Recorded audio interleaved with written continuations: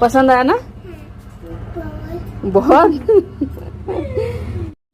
এতক্ষণে তোমরা বুঝেই গেছো যে পার্সেলটার মধ্যে কি ছিল। ওটার মধ্যে ছিল আমার বান্ধবীর মেয়ের জন্মদিনের জন্য গিফট অর্ডার করেছিলাম, সেটা হচ্ছে সাইকেল। তোমাদের আমি কালকে জিজ্ঞাসা করেছিলাম যে সাইকেল মানে পার্সেলটার মধ্যে কী আছে গেস করো, বলো তোমরা। তো সবাই টিভি গেস করেছো।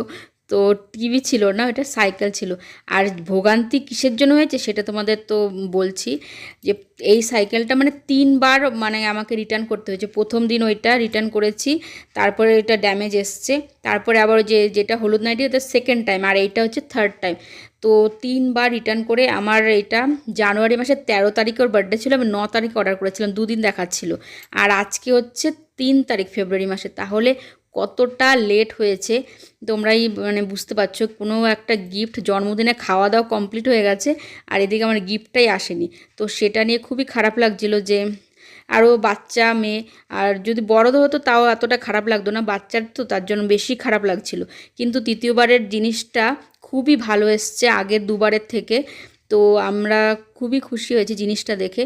আর তোমরা তো দেখেই নিলে আমার বান্ধবীর মেয়ে সানভিকা, ও কতটা হ্যাপি আছে গিফটটা পেয়ে।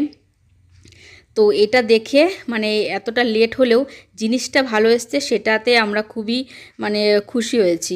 আর ওর খুশি দেখে তো আরোই খুশি হয়েছি। আর তোমরা জানিও আমার দেওয়া গিফটটা কেমন লেগেছে তোমাদের। আর এটা টিভি ছিল না, এটা ওর জন্য সাইকেল অর্ডার করেছিলাম। তো